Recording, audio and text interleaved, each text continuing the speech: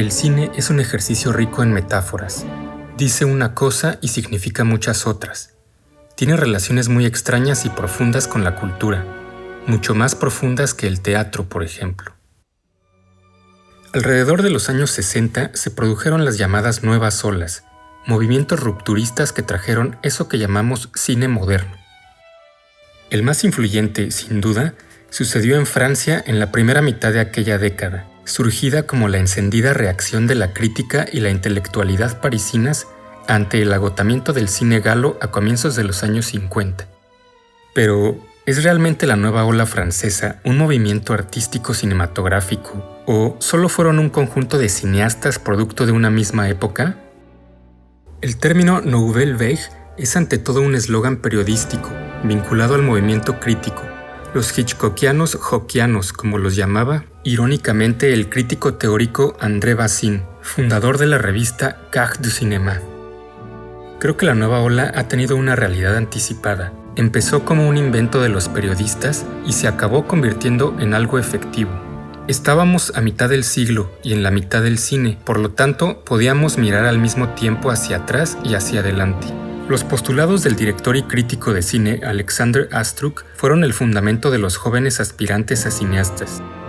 El cine, al igual que la literatura, antes de ser un arte, es un lenguaje que puede expresar cualquier sector del pensamiento. Astruc sostiene que el realizador ha de escribir con su cámara exactamente igual que el escritor lo hace con su pluma. Según él, es así como trabajan Orson Welles, Jean Renoir o Robert Bresson. El modelo naturalista del cine de qualité de la generación anterior prefiere películas de época, conflictos sociales de clase, personajes muy marcados, cerca del estereotipo. El modelo balzaquiano de la nueva ola se inclina más por la descripción crítica de la sociedad contemporánea, subrayando las condiciones que dan lugar a los antagonismos, tanto psicológicos como sociales. Para mí, el privilegio es filmar y vivir en Francia como artista. No hay nada como un país que cada día desciende un escalón más en el camino de su inexorable decadencia. Es hora de que el pensamiento vuelva a ser lo que es, peligroso para el pensador y transformador de lo real. Las películas que corresponden a los valores de esta nueva generación son las que testimonian nuevas costumbres, mostradas con una franqueza inédita y refrescante. Con frecuencia me preguntan en qué momento de mi cinefilia sentí deseos de convertirme en director de cine o en crítico. Y, a decir verdad, no lo sé. Lo único que sé es que quería acercarme más y más al cine. La nueva ola francesa fue un movimiento coherente, limitado en el tiempo, cuyas condiciones de emergencia fueron favorecidas por una serie de factores simultáneos. Con ellos nace el cine independiente, a la vez que el experimental da un gran paso hacia adelante. También nace esa pasión desmesurada por las películas, la cinefilia misma como hoy la entendemos. Sin embargo, el periodo que podemos comprender como movimiento se puede estirar por mucho hasta 1965, con algunos éxitos y muchos fracasos comerciales que terminaron por alejar los caminos estilísticos de cada uno de los cineastas. El programa estético creativo se deriva de una política del grupo, hacer películas personales escritas y creadas por su autor. La estrategia es la del bajo presupuesto y la autoproducción, y el manifiesto es el texto de Truffaut, una tendencia del cine francés. El soporte teórico es la revista Carte du Cinéma y su fundador André Bazin. Le cinéma influence la jeunesse, qu'il faut essayer, c'est que ça soit plutôt la jeunesse qui influence le cinéma, c'est-à-dire de rester plein d'envie. Estética de la Nouvelle Vague. El autor-director es también guionista de la película. No utiliza un storyboard estricto preestablecido y deja mucho margen a la improvisación en el diseño de las secuencias, los diálogos y el trabajo actoral. Prefiere rodar en escenarios naturales y excluye los decorados reconstruidos en el plató. Utiliza un crew de pocas personas. Opta por el sonido directo grabado al momento del rodaje. Se esfuerza por no utilizar iluminación adicional demasiado cargada, por lo que se elige una película muy sensible. Se recurre a actores no profesionales o actores nuevos dirigidos de forma más libre. Todo esto con el afán de borrar fronteras entre el cine profesional y el amateur, así como películas de ficción y documentales.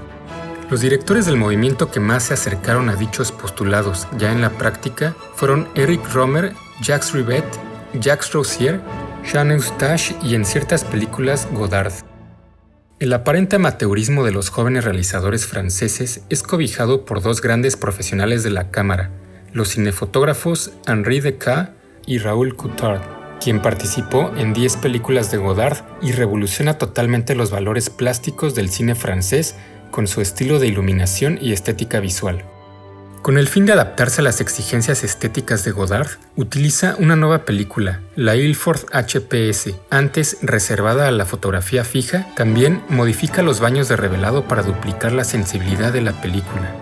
Cada nuevo filme de Godard-Coutard es una experiencia visual original. Parce qu'indépendamment de ça, indépendamment du fait qu'on avait bouleversé l'histoire de la photo, il y avait plein de choses qui avaient été... Parce qu'il voulait faire aussi la démonstration qu'on pouvait faire du cinéma autrement.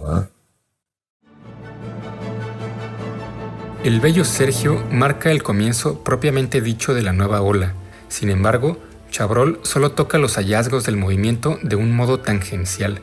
La cinta es innovadora en lo que al diseño de su producción se refiere. En ese aspecto, será el ejemplo de todas las que vendrán detrás. El director se inspiró en sus días de estudiante y utiliza su pueblo de origen como locación principal.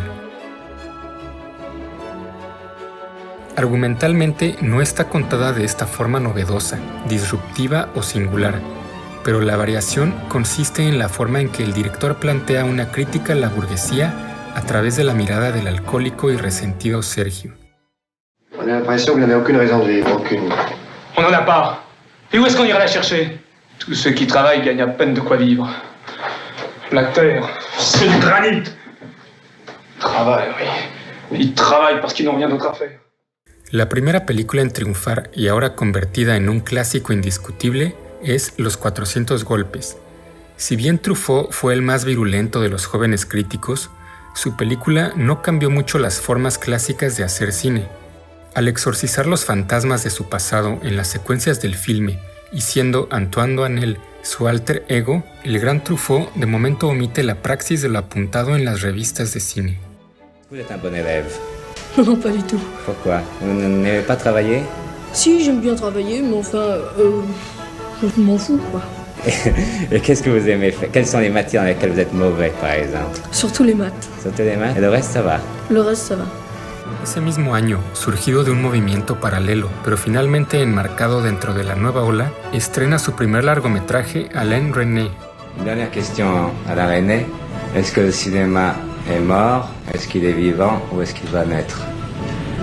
Il continue comme un fleuve. Hiroshima Mon Amour es una película plenamente moderna. Tanto en su fondo como en su forma hay una voluntad rupturista.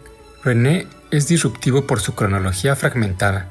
La alternancia entre la ficción y el documental deja constancia de que memoria y literatura habrían de ser las dos grandes preocupaciones de toda su filmografía.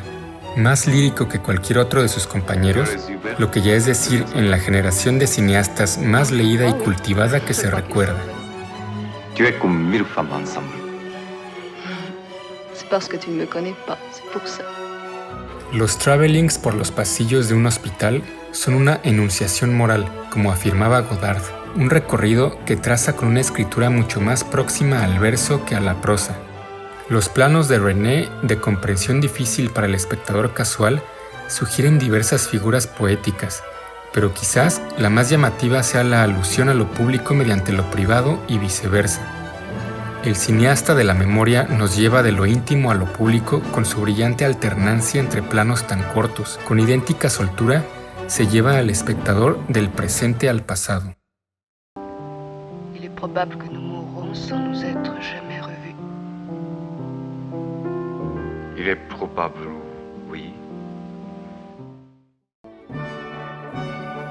La primera cinta de Godard podría considerarse la más representativa de la nueva ola. Estaba llamada a convertirse en todo un ícono de la modernidad del siglo XX más allá de la pantalla. Llama la atención su espontaneidad, que es una de las principales características de la escritura de su cine.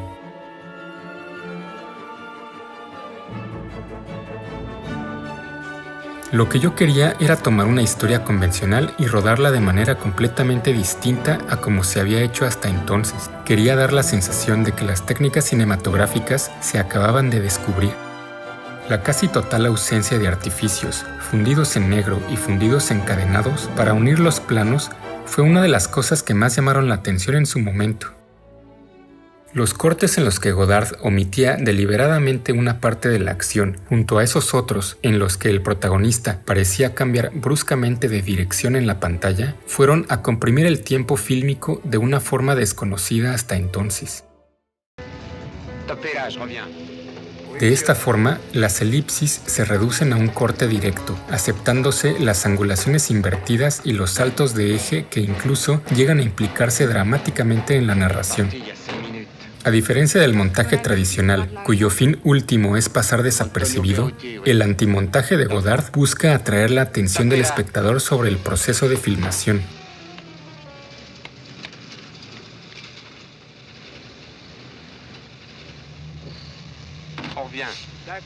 Sin aliento es una suerte de parodia. Poicard es una parodia de Bogart. Los coches americanos que conduce en el París de 1959 se antojan tan fuera de lugar como Patricia voceando el periódico The New York Herald Tribune por los Campos Elíseos o los comentarios acerca de Faulkner, por otro lado tan literarios como exquisitos. Non, qui est-ce? Tu as couché avec lui? Mais non, mon coco. Écoute, la dernière phrase, c'est très beau. Between grief and nothing, I will take grief. Et toi, tu choisirais quoi? En cuanto al fondo que nos revelan tan cautivadoras formas, hay que decir que esa desdramatización de los villanos, ese tono caricaturesco que Godard imprime a casi todo, se detecta actualmente en realizadores tan aplaudidos como Quentin Tarantino o Wong Kar-wai. Más aún, prácticamente la totalidad del cine independiente, de una u otra manera, está influenciada por Godard.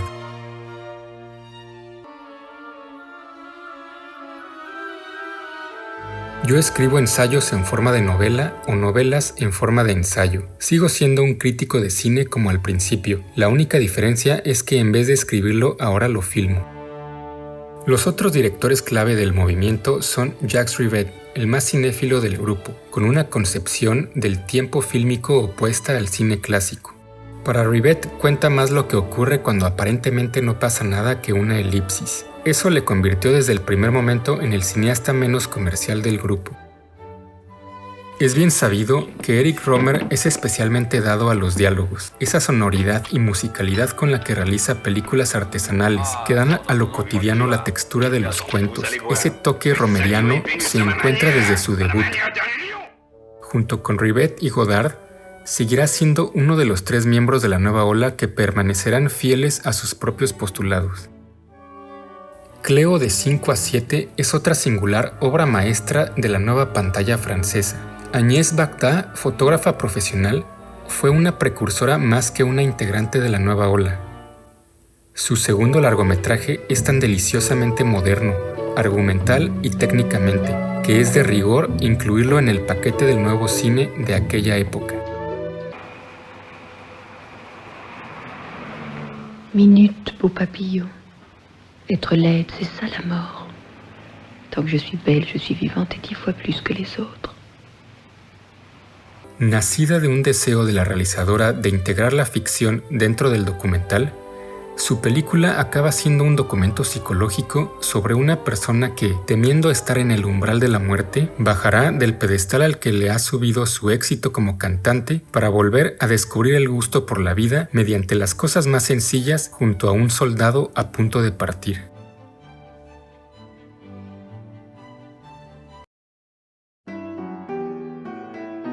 El descubrimiento del movimiento francés provocó fuertes reacciones en las escuelas cinematográficas estatales de los países del este. El polaco Jerzy Skolimowski dirige en 1964 Rhizopsis, en la que además hace de guionista, director artístico, editor y protagonista. Es una película violentamente subjetiva, escrita como un ensayo, impensable sin las aportaciones anteriores de Godard al cambio radical en las formas fílmicas. En Checoslovaquia se observa una nueva generación recién salida de la Escuela Estatal de Cine FAMU y se lanzan sobre las pantallas con obras deslumbrantes de juventud y espontaneidad. Directores como Milos Forman, Jaromir Jagr y más adelante Eduard Schorm, Iván Passer y Jiří Menzel serán tantos que se empezará a hablar de una nueva ola de Praga.